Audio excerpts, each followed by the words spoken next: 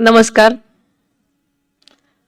आजच्या महाराष्ट्र राज्य महिला आयोगाच्या जागतिक महिला दिनाच्या या कार्यक्रमामध्ये उपस्थित असलेल्या आणि आत्ताच आपल्याला मार्गदर्शन करून गेलेल्या मुंबईच्या महापौर रितू तावडेजी आणि आत्ताच ज्यांनी आपल्याला अतिशय चांगलं मार्गदर्शन केलं त्या मनीषा कायंदेजी, तसेच अश्विनी दोर्जेजी,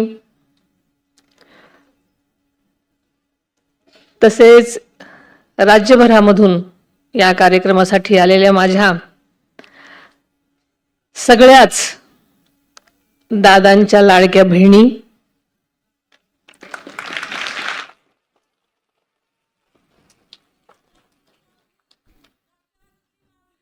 त्याच बरोबर या कार्यक्रमासाठी आवर्जून उपस्थित असलेले सर्वच माझे बंधू भगिनी, प्रसार माध्यमातील सर्वच माझे पत्रकार बंधू, व्यासपीठावरील इतर मेटेताई, तसेच हा कार्यक्रम ज्यांनी आयोजन केलेला आहे त्या आमच्या धडाडीच्या रुपालीताई चाकणकर आणि त्यांचे सर्वच सहकारी, आपल्या सर्वांना खरंच माहिती आहे की उद्या जागतिक महिला दिन आहे, पण सगळीकडेच महिला दिनाचे कार्यक्रम सुरू झालेले आहेत. सर्वप्रथम मी जागतिक महिला दिनाच्या सर्व माझ्या महिला भगिनींना, माता भगिनींना मनापासून शुभेच्छा देते आणि आपल्या सर्वांचं या कार्यक्रमामध्ये मनापासून स्वागत करते. शुभ शकुनांचं तोरण तू, मांगल्याचं औक्षण तू, झिजतानाही दरवळणार देवाऱ्यातलं चंदन तू. हे या सर्व महिलांसाठी सांगितलं तर वावगं ठरणार नाही. तुमचं आणि माझं आणि कमी अधिक प्रमाणात प्रत्येक महिलेचं आयुष्य साधारणतः असंच असतं. आपल्या कुटुंबाच्या, समाजाच्या उन्नतीसाठी झिजणं, झगडणं आणि लढणं हेच प्रत्येक महिलेच्या आयुष्याचं संचित असतं असं म्हणायला काही हरकत नाही. स्वराज्य जननी जिजाऊ माँसाहेब, क्रांतिज्योती सावित्रीबाई फुले, राजमाता पुण्यश्लोक अहिल्यादेवी होळकर आणि मोगल मर्दिनी महाराणी ताराराणी यांचं आपल्या सर्वांचंच प्रेरणास्थान आहेत. त्यांच्या चरणी मी नतमस्तक होते. आज रवींद्र नाट्य मंदिराच्या या सभागृहामध्ये महाराष्ट्र राज्य महिला आयोगाच्या वतीनं आयोजित केलेल्या या विशेष कार्यक्रमासाठी उपस्थित राहण्याचा योग आला, आपल्याला सर्वांना भेटण्याचा योग आला, त्याबद्दल मला अत्यंत आनंद झालेला आहे. खरं तर महिला सक्षमीकरणाच्या दिशेनं राज्य सरकार आणि राज्य महिला आयोग करत असलेलं काम अत्यंत महत्त्वाचं आणि मोलाचं आहे. हे रुपालीताई चाकणकरांच्या त्यांच्या कारकिर्दीच्या भाषणातून आपल्याला कळलेलंच आहे. आजच्या या कार्यक्रमामध्ये महिला आयोगाचं तक्रार निवारण पोर्टल, सायबर कक्षाचं उद्घाटन, तसेच आयोगाच्या भरारी पुस्तक आणि जनजागृती माहिती पुस्तकाचं प्रकाशन झालेलं आपण पाहिलं. या सर्व उपक्रमांमुळे राज्यातल्या माझ्या माता भगिनींच्या समस्या अधिक वेगानं, पारदर्शकतेनं आणि परिणामकारक सोडवण्यासाठी नक्कीच मदत होणार आहे. याचा मला विशेष आनंद आहे. खरं तर महिला आयोगाच्या या पोर्टलमुळे राज्यातल्या कोणत्याही महिलेला घर बसल्या ऑनलाईन तक्रार नोंदवता येईल. कारण आता आपल्याला माहिती आहे की जवळजवळ प्रत्येक महिला किंवा आपली सगळीच जनता मोबाईलच्या या युगामध्ये त्याचं ऑपरेटिंग करायला चांगलं शिकलेली आहे. आणि त्यामुळे कुठल्याही महिलेला या पोर्टलद्वारे जर काही घडलं तर त्यांना तक्रार करण्यासाठी नक्कीच याचा वापर करणं, तात्काळ वापर करता येणं अगदी सोपं आहे. आणि तिच्या तक्रारीवर होणाऱ्या कारवाईची माहिती सुद्धा मोबाईलवर मिळणार आहे. आणि ही प्रणाली राज्यातल्या सर्व पोलीस स्टेशनशी जोडलेली असल्यामुळे महिलांच्या तक्रारीला तात्काळ कारवाई करणं हे शक्य होणार आहे. कारण आपण या अगोदर पाहायचो की महिलांना कधी तक्रार करायची असेल आणि ती तक्रार जरी करायचं म्हटलं तरी अगोदरच महिलांना दडपण असायचं. पण आता आपल्या एका मोबाईलच्या क्लिकवर आपण ही तक्रार करू शकणार आहोत. आणि लगेचच ती पोलिसांच्या तिथे जोडली गेल्यामुळे त्याच्यावर लगेच कारवाई होण्यासही मदत होणार आहे. आपल्याला माहिती आहे की तंत्रज्ञानाच्या या युगामध्ये महिला विरोधामध्ये सायबर गुन्ह्याचं प्रमाण खूप प्रमाणात वाढलेलं आपण सगळेच रोज ऐकतो, पाहतो. आणि खरोखरच ही अत्यंत गंभीर बाब आहे. सोशल मीडिया, इंटरनेट किंवा मोबाईलच्या माध्यमातून होणारी फसवणूक, छळ किंवा मानसिक त्रास यावर प्रभावीपणे उपाय करण्यासाठी महिला आयोगाचं सायबर सुरक्षा कक्ष उभारलेलं आहे. आपण आत्ताच ऐकलं.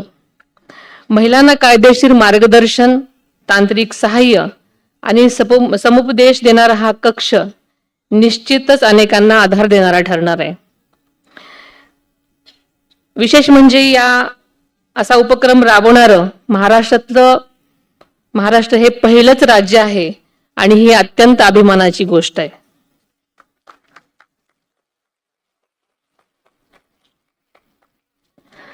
आजच्या या कार्यक्रमात महिलांच्या क्षेत्रामध्ये ज्या सन्माननीय लोकांना त्यांच्या उल्लेखनीय कार्याबद्दल आज सन्मान केला, त्या सर्वांचंच मी मनापासून त्यांच्या कार्याबद्दल आणि त्यांच्या कष्टाबद्दल मनापासून त्यांचं अभिनंदन करते. त्यांना त्यांच्या कार्याची ही पोचपावती दिल्यामुळे नक्कीच मी महिला आयोगाचे आभार मानते.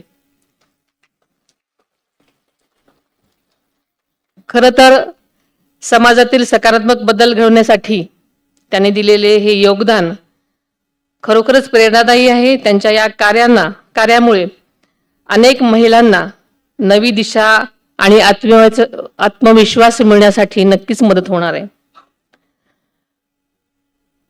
आदरणीय अजितदादांनी महिलांच्या आर्थिक सक्षमीकरणासाठी आणि त्यांच्या स्वावलंबनासाठी अनेक उपक्रम राबवलेले आहेत. आपल्याला माहिती आहे की कालच महाराष्ट्राचा अर्थसंकल्प सादर झाला आणि या अर्थसंकल्पामध्ये महिलांच्या सक्षमीकरणाला विशेष प्राधान्य देण्यात आलेलं आहे. मुख्यमंत्री माझी लाडकी बहीण योजना यामध्ये भरीव तरतूद करण्यात आलेली आहे आणि या योजनेचा जास्तीत जास्त प्रभावीपणे लाभ होण्यासाठी आणि पोहोचवण्यासाठी अंगणवाडी सेविकांना सुद्धा आर्थिक नियोजनाचं त्यांना विशेष प्रशिक्षण देण्यात येणार आहे.